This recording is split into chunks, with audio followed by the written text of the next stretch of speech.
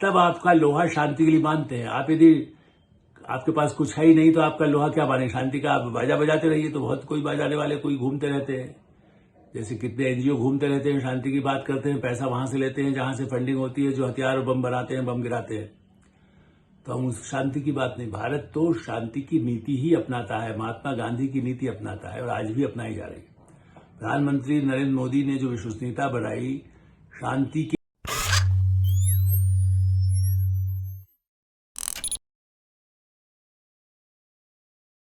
नमस्कार, मैं हूं आलोक मेहता। HSI में आपका स्वागत है। हमारा अनुरोध है कि आप HSI देखें, लाइक करें, सब्सक्राइब करें, मित्रों को, ग्रुप्स को फॉरवर्ड करें और उनसे भी आग्रह है कि आपके मित्र और जो शुभचिंतक है या आपके ग्रुप्स हैं वो भी सब्सक्राइब करें ताकि अधिकाधिक दर्शकों तक, शुभचिंतकों तक और अलग अलग राय रखने वाले लोगों तक हमारी बात पहुंच सके और आपकी और उनकी राय भी हम तक पहुंच सके।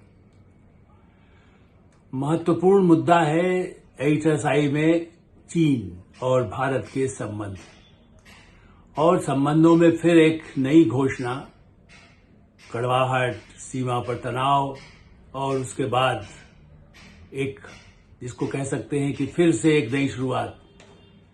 आओ एक बार फिर अजनबी नहीं दोस्त बन जाए हम दोनों।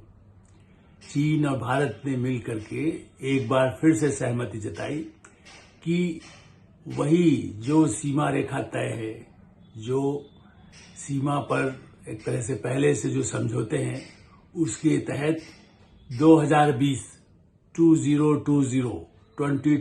के वहीं पर सेना की टुकड़ियां अपनी जो भी निगरानी है, चौकसी है, पहरेदारी है, गश्त है, वो उसी को नियंत्रण रेखा जिसको हम कहते हैं, वो उस नियंत्रण रेखा को पार नहीं करके अपनी अपनी सीमाओं में ही पहरेदारी करेंगी। ये एक बड़ी सहमति है। इतने 4 वर्षों से एक तनाव जो बना हुआ उस पर अर्धविराम कहें, विराम कहें, ये सही है कि लोग शंकाएं करते हैं, लेकिन ये घोषणा बहुत महत्वपूर्ण है। और कैसे समय में घोषणा हुई है? जब ब्रिक्स संगठन की बैठक हो रही है। ब्रिक्स बने ब्राजील, विकासशील देशों में ही जिसे कह सकते हैं भारत और चीन और रूस। देखिए ये 4 देश ऐसे हैं जिन्होंने 2006 में 2006 में एक ऐसा संगठन बनाने का फैसला किया कि भाई ये जो बड़े संपन्न विकसित देश जो अपने को बड़ा बड़ा कहते हैं उनका मुकाबला है हम लोग, चाहे वो ब्राजील जो दूर लातिन अमेरिका उस तरफ है, दूसरी तरफ एशिया के जो देश है और यूरोप को जो प्रभावित करता है रूस, और इधर चीन और भारत, 2 ही तो बड़ी सबसे महाशक्तियां यदि कह सकते हैं इस पूरे क्षेत्र में। चीन ज्यादा बड़ी शक्ति कहता रहा लेकिन दोनों साथ साथ ही आगे बढ़े हैं और भारत भी अब कम सुपर पावर नहीं है, लेकिन फिर भी 2006 में पहले संगठन बनाने का फैसला हुआ, फिर 2009 में उसकी पहली बैठक हुई और ये सिलसिला, इसके पीछे कोई लक्ष्य खाली ये कि दिखाया जाए दुनिया को कि हम देश जो 45% आबादी है, 45% दुनिया की सारी आबादी का, मैंने आधी से थोड़ा सा कम कहेंगे 5% इधर उधर, उसमें कुछ देश ऐसे और जो शामिल हो तो उन सबको यदि मिला लिया जाएगा तो 50% से ऊपर हो जाएगा। और आबादी का अनुपात भी जैसा बढ़ता रहता है, कोई हिसाब कई बार भारत जैसे कई इलाकों में तो पता ही चलता है, अभी तो पुराने हिसाब से जनगणना के हिसाब से बताया जाता है।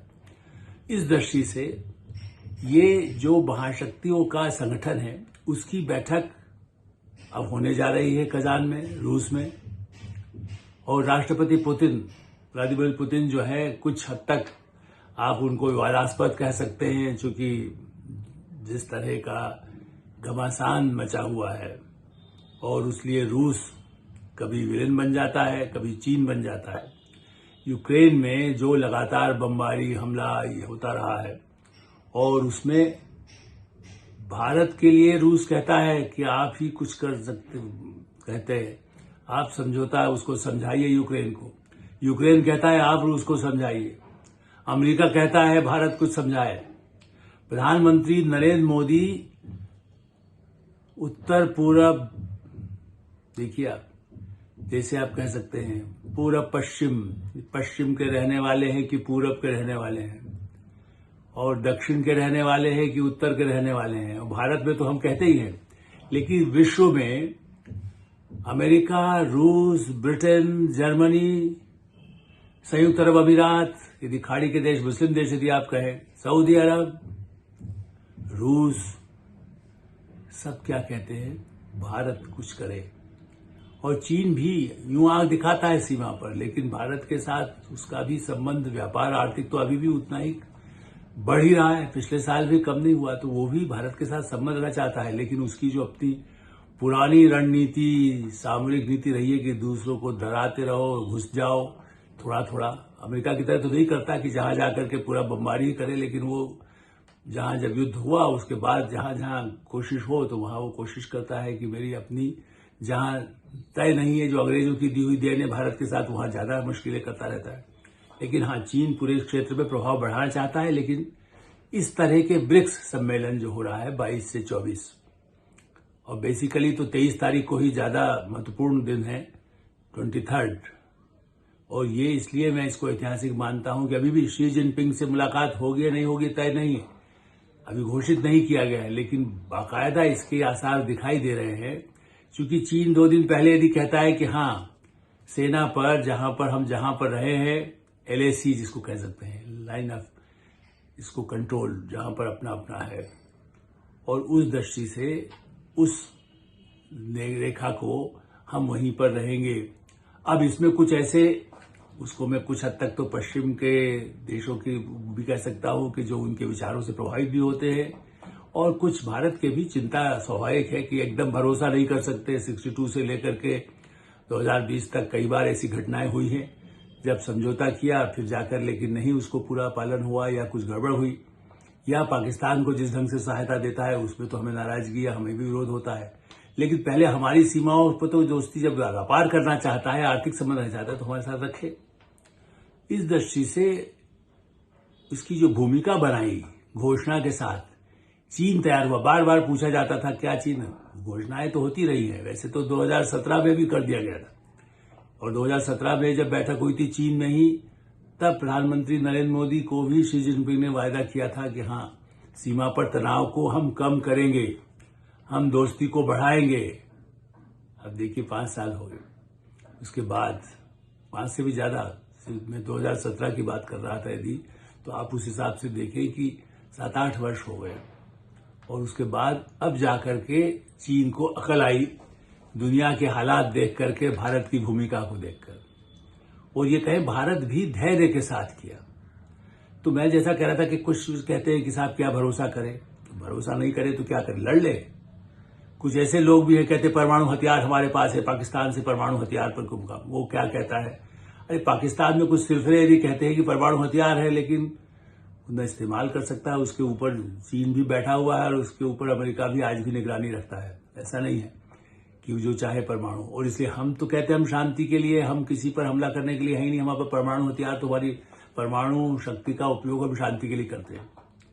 तो भारत पूरी विश्व में जब शांति का दूत और प्रधानमंत्री नरेंद्र मोदी के लिए एक जब इतनी विश्वसनीयता बनी है, ऐसी स्थिति में, और एस जयशंकर ने जो लगातार, जो खुद चीन अमेरिका दोनों जगह रह चुके हैं, राजदूत के रूप में, विदेश सचिव के रूप में, और विदेश मंत्री के रूप में, सुषमा स्वराज भी मानती थी कि वो बेस्ट है, उनका माना था कि हाँ तुम हमारे उत्तराधिकारी हो सकते हो, विदेश मंत्री जब थी यही मोदी जी की सरकार के समय। इस दृष्टि से एस जयशंकर जो लगातार अच्छी एक भूमिका निभा रहे हैं, और प्रधानमंत्री नरेंद्र मोदी, उनके सलाहकार, सुरक्षा सलाहकार डोभाल, आप ये देखिए कि ये सब जो रणनीति बनाते हैं, गृह मंत्री अमित शाह, रक्षा मंत्री राजनाथ सिंह, या सेना के वरिष्ठतम सेनाध्यक्ष, जो बार बार पिछले 5 सालों में कई बार नए अध्यक्ष आए, फिर दूसरे आए, प्रमुख सेनाध्यक्ष भी होते हैं, और थल जल जिसको नौसेना और वायुसेना, इन सब लोगों से विचार विमर्श भी होता है कि सीमाओं पर हमारा कितना खतरा है, चीन से कितना है, पाकिस्तान से कितना है। ऐसी स्थिति में भारत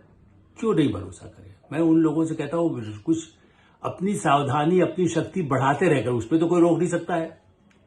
हम यदि अमेरिका से हथियार लेते हैं, यदि जरूरत होती है, रूस से लेते ही है, पहले सबसे वर्षों से 50 वर्षों से जो समझौते रहे उसमें भी होता रहा है, जब भी सहायता उनसे चाहिए, या सैन्य जो उपयोग है फिर हमारे यहाँ निर्माण होगा। फ्रांस के साथ हमारे कितने समझौते हो गए, युद्धक विमान कहिए, पनडुब्बी कहे, जर्मनी के साथ हमारे संबंध रहे। तो अपनी शक्ति बढ़ाते हुए हम दुनिया में देखिए, जो बहादुर होता है, जो घोड़े पर सवार तलवार लिए पुराने जमाने जैसे होता था, तब आपका लोहा शांति के लिए बांधते हैं। आप यदि आपके पास कुछ है ही नहीं तो आपका लोहा क्या बांधे शांति का? आप बाजा बजाते रहिए तो बहुत कोई बाजाने वाले कोई घूमते रहते हैं, जैसे कितने एनजीओ घूमते रहते हैं, शांति की बात करते हैं, पैसा वहां से लेते हैं जहां से फंडिंग होती है, जो हथियार और बम बनाते हैं, बम गिराते हैं। तो हम उस शांति की बात नहीं, भारत तो शांति की नीति ही अपनाता है, महात्मा गांधी की नीति अपनाता है और आज भी अपनाई जा रही है। प्रधानमंत्री नरेंद्र मोदी ने जो विश्वसनीयता बढ़ाई शांति के लिए और पर्यावरण के लिए, दुनिया को, समाज को, राष्ट्र को आर्थिक दृष्टि से भारत को बढ़ाते हुए उन सबको भी बढ़ाना। और इसलिए ब्रिक्स में देखिए, जैसा मैंने कहा कि बनाया तो उन 4 देशों ने मिलकर, उसके बाद उसका थोड़ा विस्तार किया गया कि फिर 2010 में दक्षिण अफ्रीका को शामिल किया गया।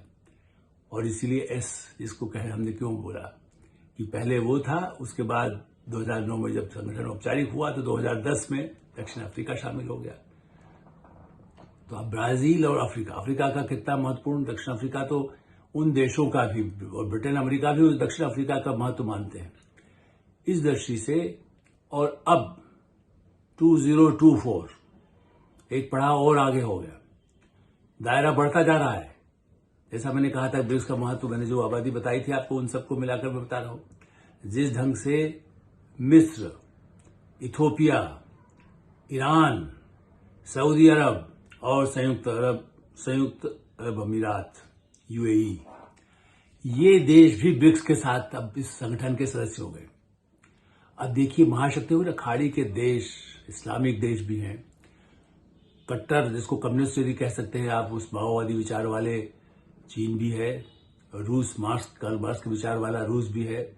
यहाँ के कम्युनिस्ट तो वो ऐसे ही है, ढोल बजाते हैं अपना, कहीं से जो हो कांग्रेस की पूंछ पकड़ लेंगे, जिसकी पूंछ पकड़े मुस्लिम लीग की पकड़ लेंगे, उनको कोई फर्क नहीं पड़ता। तो वो कम्युनिस्ट न कोई आइडियोलॉजी के साथ है, और यहाँ के जो वो कम्युनिस्ट कथित नक्सलवादी, वो भारत विरोधी हो गए हैं, पूरी तरह से भारत विरोधी गतिविधियां करते हैं, उनका सफाया हो रहा है। उनमें और कश्मीर में घुसपैठ करने वाले आतंकवादियों में कोई अंतर में कतई नहीं मानता, क्योंकि वो आतंक वही फैलाते हैं जो नक्सल फैलाते हैं, और कई बार मिले होते हैं। आज जिन बम विस्फोट की घटनाएं होती हैं उसमें लगता है कि कहीं न कहीं कोई उनका केंद्रित करने वाला वही है। इस दृष्टि से ब्रिक्स की यह महत्वपूर्ण बैठक होगी। भारत और चीन के बीच संवाद हो, इन देशों के साथ भी।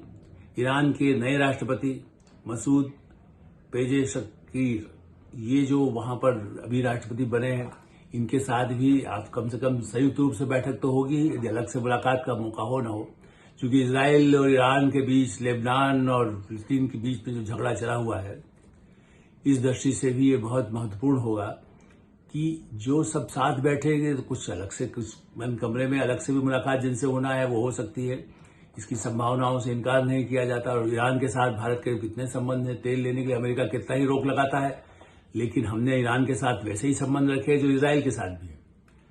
ये समानांतर संबंध रखने वाला भारत अनूठा ऐसा देश है। केवल पाकिस्तान है जो दुनिया में अलग थलग पड़ गया है, क्योंकि भारत उससे कोई बात करने को तैयार नहीं है। हाँ, अंतर्राष्ट्रीय बैठक में अभी गए थे जयशंकर, पाकिस्तान भी चले गए। चलिए भाई, अंतर्राष्ट्रीय समुदाय का तो हम इज्जत करते हैं, लेकिन तुम्हारा नहीं, तुम क्या बात, तुम आतंकवाद बंद करो, उसके बाद फिर तुमने हमला किया। जयशंकर गए, पूर्व प्रधानमंत्री नवाज शरीफ तक में उम्मीद जताई, इधर फारूक अब्दुल्ला बोल रहे हैं कि भाई यदि हम पाकिस्तान तो नहीं बनने देंगे कश्मीर को, तुम चुनाव लड़ते, हम अंदरूनी में लड़ाई हमारी अपनी जगह है। लेकिन पाकिस्तान को कुछ न कुछ तो सही है कि आग लगाने वाला चीन भी रहा है, कहता है हम साथ देंगे, तालिबान कुछ वहां घुसता है, कुछ इधर रहता है। इस दृष्टि से ब्रिक्स का ये ऐतिहासिक, आर्थिक दृष्टि से संबंधों को बढ़ाना, सामरिक दृष्टि से एक दूसरे की, जो जैसे कह सकते हैं हम, कोई नाटो सीटो जो जमाने में होता था ना, जो नाटो के नाम पर सदस्यता के लिए तो यूक्रेन को डंडा जिसे कहते थे रूस लगा रहा है। तो यहां मैं कहूंगा कि आप कहेंगे कि आप यहां बैठे बैठे कहते, लेकिन नहीं, मेरा थोड़ा सौभाग्य रहा है पत्रकारिता की दृष्टि से। जब चीन के साथ संबंधों की बहुत कड़वाहट तो 62 से थी, उसके बाद भी थोड़ा सा राजीव गांधी के समय में भी सुधार के लिए वो भी गए थे, लेकिन नरसिंह राव 93 में जब गए और मैं खुद उनके साथ था, इसलिए मैं जब समझौते की शुरुआत हुई राजीव गांधी के समय एक कह सकते हैं पहल हुई, लेकिन असली शुरुआत हुई नरसिंह राव के समय में, और इसलिए वो एक महत्वपूर्ण मोड़ था। और उस समय साइकिल होती थी ना, आर्थिक विकास उतना नहीं हुआ था। भारत फिर भी तो उनके मुकाबले में कुछ आगे बढ़ने की कोशिश कर रहा है। चीन तो बहुत ही पिछड़ा हुआ उस दृष्टि से था, लेकिन उसके बाद धीरे धीरे धीरे चीन आर्थिक दृष्टि से शक्तिशाली बन गया। और इसके बाद भी मुझे कई बार चीन जाने के अवसर मिले, इसलिए रूस जाने के अवसर भी मिले। और जैसा लोग कहते हैं कि कांग्रेस या कम्युनिस्टों के साथ ही रूस के संबंध, ऐसा नहीं है। प्रधानमंत्री अटल बिहारी वाजपेयी जब थे तब मैं उनके साथ ही सेंट पीटर्सबर्ग भी गया था, मॉस्को भी गया हूं। तो प्रधानमंत्रियों के साथ जाना हो, राष्ट्रपति के साथ जाना हो, राष्ट्रपति प्रतिभा पाटिल रही हो तो उनके साथ चीन जाना हो, या दूसरे अवसरों पर भी भारत और चीन के संबंधों में क्या है, उनकी क्या वो सोच रहे हैं, उसको समझने के लिए भारत के हितों का ध्यान में रखकर बीजिंग रेडियो को समझना है कि वो वहां से जो प्रचार होता है उसमें भारतीय भी तो है। और भारत के व्यापार, भारत के रेस्तरां भी अब चीन में हो गए। जैसे जापान के साथ हमारे संबंध जितने घनिष्ठ हैं। मैं जो दूसरी कहानी इसलिए बता रहा हूं कि रूस, अमेरिका में कई बार गया हूं, ब्रिटेन गया हूं, यूरोप में कितने देशों में रहा भी हूं, गया भी हूं। इसलिए मैं कह सकता हूं कि अंतर्राष्ट्रीय राजनीति को यदि आप गहराई से समझें तो कूटनीति इसी तरह से है। ब्रिटेन के पूर्व प्रधानमंत्री जॉनसन ने तो अभी कल यहां पर भारत में आए तो उन्होंने यही कहा कि प्रधानमंत्री नरेंद्र मोदी हैं जो दूरदर्शी है और आगे से वो जानते हैं कि उन्हें क्या करना है। केवल हवा में दोस्ती नहीं उछालते हैं, हवा में दुश्मनी नहीं उछालते हैं। इस दृष्टि से, सामरिक दृष्टि से, कूटनीतिक दृष्टि से, अंतर्राष्ट्रीय आर्थिक संबंधों की दृष्टि से प्रधानमंत्री नरेंद्र मोदी की यात्रा, ब्रिक्स की यात्रा बहुत, मैं तो मानता हूं कि आने वाले वर्षों के लिए भी एक नया अध्याय भी बना सकती है। और नया अध्याय क्या, पुराने जो हमारा बराबर जो इतिहास लिख रहे हैं उसको आगे बढ़ाया जा सकेगा। हम चाहते हैं शांति सौहार्द समाज में, दुनिया में, और यूक्रेन और रूस के बीच, इजराइल और ईरान के बीच स्थिति के बीच, इन सब में कैसे संबंध सुधरें और युद्ध की जो काले बादल जो आर्थिक सबके लिए संकट पैदा करते हैं उससे भी पूरे विश्व समुदाय को शांति और समृद्धि मिल सके। यही भारत की कामना है, ये हमारी एटरसाई के भी विचार हैं। एटरसाई में हम यही विराम देते हैं। आप एटरसाई देखते रहें, लाइक करें, सब्सक्राइब करें और ग्रुप्स को भी आग्रह करें कि वो सब्सक्राइब करें। धन्यवाद, नमस्कार।